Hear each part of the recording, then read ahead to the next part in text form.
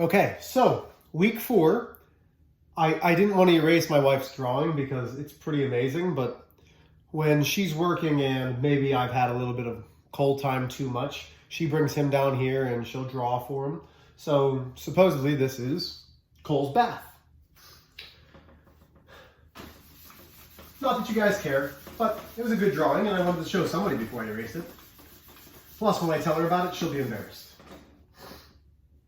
So, this is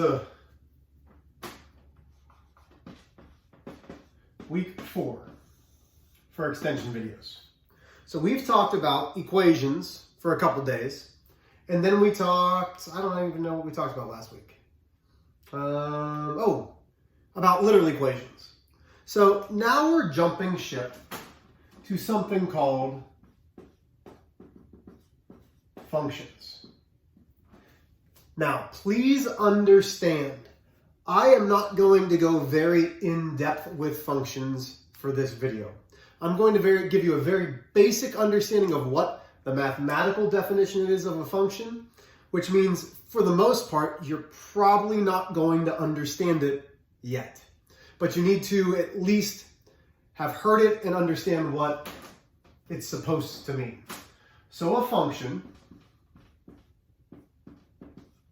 which is usually shown by having this funny f and then something in parentheses like this. So this is f of x. This is really saying the function of x. A function means for every input value,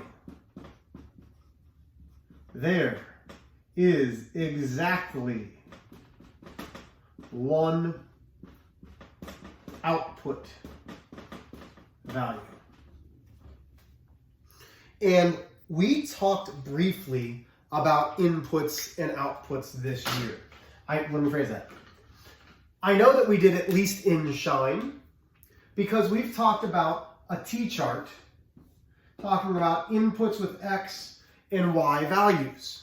If you remember when we've talked about proportional relationships, right? Our proportional relationship was y equals kx, and we solved k to be 5. Well, what happens if we substitute 1 in for x? Well, when we substitute 1 in for x, 1 times 5 is 5. Is there any other value? If we substitute in 1, is there any other chance that we can get 1 equaling 6? Well, no. Because for the input, I've inputted 1 for x. I've gotten an output, which is my y, of 5. Well, does it work just with positives? Well, let's find out. Let's say I substitute in -1. -1 times 5 is -5. So now my output is -5. Different inputs, different outputs. What about 0? 0 times 5 is 0, which leaves me with a 0. Can I graph this? Sure. So negative, so there's -1, there's +1, 1, 2, 3, 4, 5, 1, 2, 3, 4, -5. So I'm going to start off at 1, 5. I'm going to go to -1, -5. I'm going to go to 0, 0. So right now we know this is linear and proportional because it does two things. It's a straight line and it goes through the origin.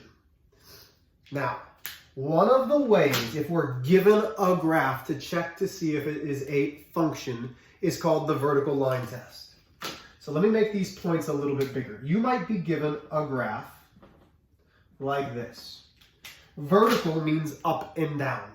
Can I draw a line straight up and down where it only touches the graph once?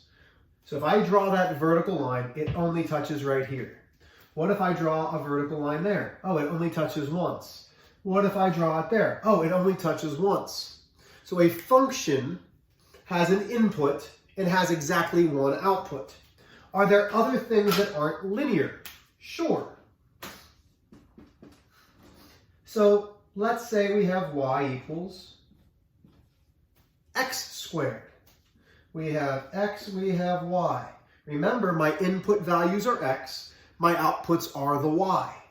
So let's start off by substituting in 1. So now I have y equals 1 squared. So when I substitute in 1, I get 1.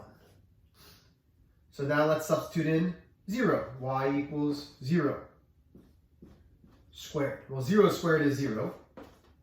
Let's do negative 1. Y equals negative 1 squared. Well, negative 1 times negative 1 is positive 1. And this is where it might get a little confusing. So we have the same y values, but we have different input values. That's important. You can have the same y's as long as the inputs are different. For every input value, there's only exactly one output. Input, output. Input, output, different input, different output. With anything besides linear, because this has a square, this is called a quadratic. I want to usually use 5 numbers. So let's try 2. 2 squared. So when I substitute in 2, oh, you can't see that. Let's move it down a little bit. So when I substitute in 2, 2 squared is 4. And the nice thing about quadratics is when I substitute in negative 2, y equals negative 2 squared. Negative 2 times negative 2 is also 4. So what's a quadratic graph look like? Well, I've got 1, 2, 1, 2, 3, 4, 1, 2, 1, 2, 3, 4. Well, notice how none of my y values are negative. That's going to be the first thing you see when you have a positive x value. So let's see. So I've got 0, 0. I've got 1, comma 1. I've got negative 1, comma 1. I've got 2 up 4. I've got negative 2 up 4. Quadratics, which have x squared,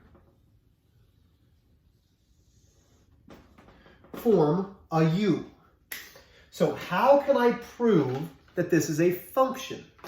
Well, right now, different inputs, different outputs. Even though these outputs are the same, are the inputs the same? Nope.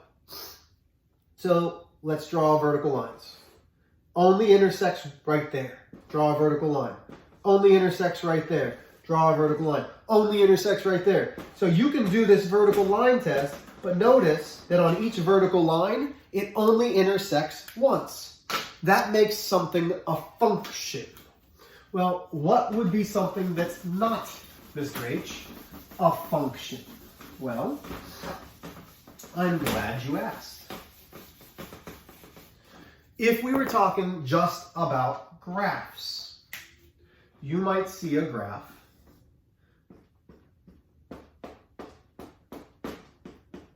that looks like this. 2. And you'll learn about these in Algebra 2. 1, 1, yeah. It's going to look a little off, so I'm just going to make it a little bit different. But it's still going to be that same u, but now it's sideways. Immediately, you should be able to look and say, why is this not a function? Well, let's watch. There's my vertical line. How many times does it intersect that graph? Well, let's see. It intersects once there. It intersects once there. So my x value of 1 has 2 different y values. We can't have the same input, which is my x value, and get 2 different y values. So this is not a function at all. Not a function. So what's another way that we can look at functions that aren't graphs? Well, it's called mapping. And mapping is the same as ordered pairs. 1, 2, 3, 4, 7. And you will have arrows. A 1 going to the 4, a 2 going to the 7, a 3 going to the 4. What does this actually mean? Well, this means I have an ordered pair of 1, 4, 2, 7, and 3, 4. And here's the key.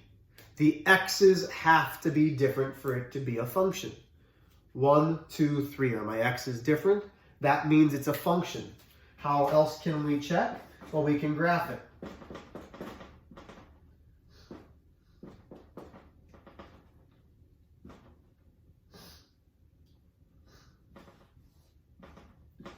So I can make my vertical line test and it would pass. Well, what would be a mapping that wouldn't be a function? Now watch what's going to happen here. 1, -2, 3, 7. So I only have one input. And with my one input, I'm getting 3 different outputs. So that means my ordered pair is 1, -2, 1, 3, 1, 7. If I were to graph this, 1, that would give me -2, +3, +7. So my graph is straight up and down. That does not pass the vertical line test because every point is on that same thing. And again, you're like, Mr. H, that doesn't really tell me what a function is. No. But you need to be able to say, is it or is it not a function? So right now, the key for it to be a function is all of the x values have to be different. If you have 2 x values that have different outputs, it doesn't work, okay? We will get into more in-depth functions with linear equations and quadratic equations where you actually have to substitute in. But right now, we have 2 different ways. We can see it from a graph, or I guess 3. We can see it from a graph, we can see it from ordered pairs, and we can see it from mapping. The next extension video this week, we're going to get into input-output tables where we actually do the stuff. You're going to plug in a number, it's going to spit something else out, and you're going to make the table itself. Okay? If you have any questions, let me know.